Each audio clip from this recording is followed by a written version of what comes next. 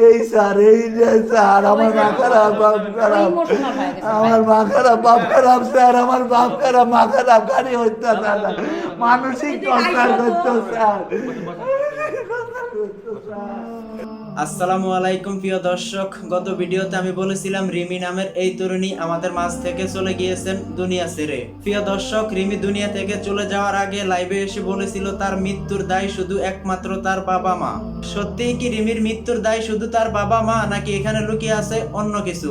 প্রিয় দর্শক, রিমি দুনিয়া থেকে চলে যাওয়ার আগে তার বাবা মায়ের উদ্দেশ্যে একটি মেসেজ দিয়ে গেছে। আমি দুনিয়া থেকে চলে যাওয়ার পরে আমার প্রিয় মানুষটাকে তোমরা আইন আদালতের পিছনে ঘুরাবা না। তারপরে রিমি তার প্রিয় মানুষটার উদ্দেশ্যে একটি মেসেজ দিল, তোমাকে যদি আমার বাবা মা কোনো আইন আদালতের পিছনে ঘুরায়, উল্টা তুমি তাদের বিরুদ্ধে মামলা দেবে। কারণ আমার মৃত্যুর দায়ে যদি জেল খাটতে হয় তাহলে শুধু একমাত্র আমার বাবা মাই খাটবে।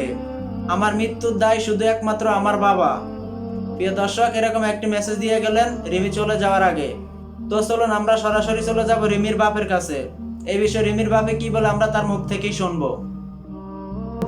ভিডিট করে বিয়া করছে, পরে আবার ওরাই নাকি বিয়া করছে। তো এই করলু তোরা, এই করে বিয়া করলু, এই করে ইয়া করলু। তো আমার বেটি আবার তোর বাপ খারাপ, তোর মা খারাপ, তোর বাপ খারাপ, তোর মা খারাপ, তোর বাপ খারাপ, বাপ খারাপ। তোর মা বিয়া করছে, মানে ওর মা প্রথম পক্ষের মা বিয়া করছে, করছে তোর মা বিয়া করছে, তুই বিয়া করলে কি হবি? তোর শাশুড়ি খারাপ, এন খারাপ। এইলে মানসিক টর্চারে আমার বেটিকে একবারে পুরা মানসিক মান সম্মান একবারে নষ্ট করে দিয়ে। আমার বেটি অল্প বয়স, মানুষ তো বড় মানুষও, বয়স্ক মানুষও ভুল করে, আমার এটি বুঝতে পারেনি। তারপরে মৃত্যুর আগে একা ছিল স্যার, ওখানে যদি কেউ থাকতো তাহলে আমার বেটির এই ঘটনা ঘটতো না। এখানে আমার পরিবারের, আমার পাড়া প্রতিবেশী, আমার আত্মীয় স্বজন, আমার আমার আমার আমার আমার বড় ভাইয়ের স্ত্রী সবাই বলেছে তার বাপের কাছে লিয়া যাওয়ার, বাপ অসুস্থ, বাড়িতে পারছে না, সেখানে লিয়া যাওয়ার। বাপ গেলে বুঝালে ঠিক হয়ে যাবে, আমাকে এখানে লিয়ে আসেনি স্যার, এখানে না লিয়ে এসে চলে গেছে ওর জায়গাত লিয়া যায় স্যার। আমার বেটি চাইছে, আমার বেটা রিং করেছে যে আমার দুলাভাই আচ্ছা আপনি কি আমার বোনে কথা কথা, তোর বোন ভালো আছে, অসুবিধা নাই। বহুত টাইমে বলে আমার বেটার কাছে রিং করেছে, তোমার বোনের এই অবস্থা। এই তো স্যার, স্যার আমি বিচার যাচ্ছি স্যার, আমার বাচ্চা একাই, আমার ছোট ছেলে একা চলে গেছে স্যার। ওখানের ট্রেনের দৃশ্য দেখি পরে আমার কাছে রিং করে স্যার, আর ছোট মায়ের কাছে রিং করেছে, আমার বোন আর পাইছি না, আর পাইছি না। এই বন্ধ স্যার, এই বন্ধ স্যার, এই বন্ধ স্যার, মাফ করে এই স্যার, এই যে স্যার আমার মা খারাপ বাপ খারাপ, আমার মা খারাপ বাপ খারাপ স্যার, আমার বাপ খারাপ মা খারাপ, গাড়ি হইতে স্যার, মানসিক টর্চার করতো স্যার।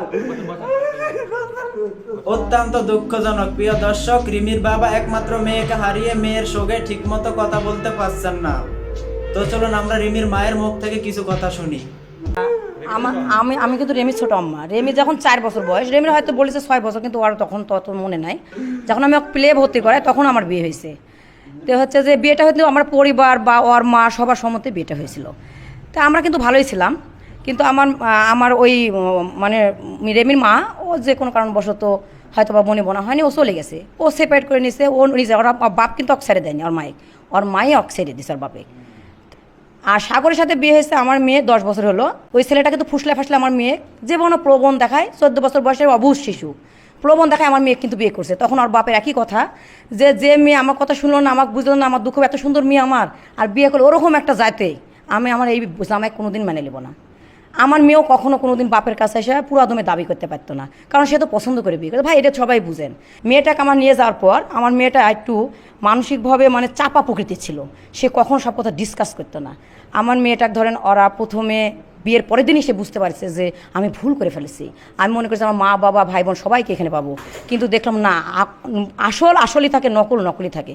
মেয়েটা ভাবলো যে আমার মা ছেড়ে চলে গেছে, আমিও যদি ছেড়ে দিই আমার আটা দুর্না হবে।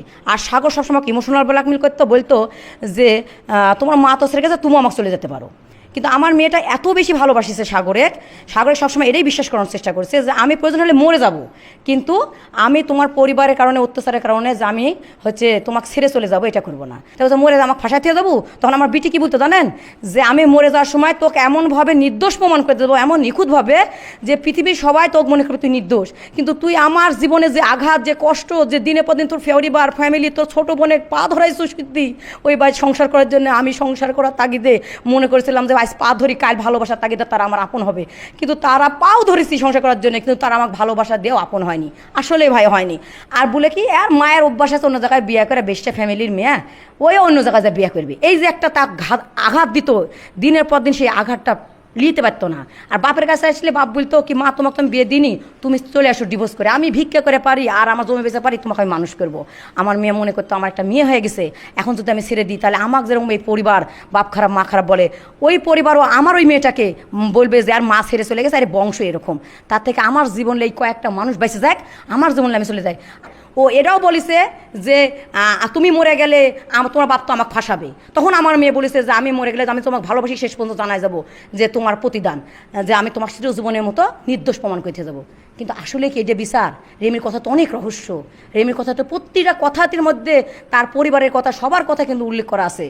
অভিমান করতে পারে, যখন ওর বড় মা বলেছে যে তোর বাপ এত টাকা সম্পত্তি দিতে তুই এরকম গলা ধরে বিষ খেতে চাস, সাগরের কারণে ওই পরিবারের কারণে এত ভালোবাসিস, মা খালি পেটে ধরলে মা হয় না ভাই, আমি কিন্তু তার সর্বোচ্চভাবে তাকে ভালোবাসা দিয়ে মানুষ করছি। আমার মেয়ে কিন্তু কোথাও আমার বিষয়ে একটা কথা বলে যায়নি। আমি যদি খারাপ হতাম তাহলে আমার মেয়ে আমাকে বলতো যে আমার ছোটো মা এরকম ওরকম, তাহলে আমি এই বিশ্বাস চাই ভাই। এতক্ষণ পর্যন্ত যার বক্তব্য শুনছেন উনি হলেন রিমির ছোট মা। প্রিয় দর্শক, কি বলবো, অত্যন্ত দুঃখজনক, বলার মতন আর কোনো ভাষাই নেই। রিমি দুনিয়া থেকে চলে যাওয়ার আগে লাইভে এসে বলেছিল তার মৃত্যুর দায় শুধু তার বাবা মা। প্রিয় দর্শক, রিমির বাবা মায়ের জবানবন্দি শুনে আপনাদের কাছে কি মনে হইতেছে? আসলে কি রিমির মৃত্যুর দায় শুধু তার বাবা মা, না অন্য কিছু?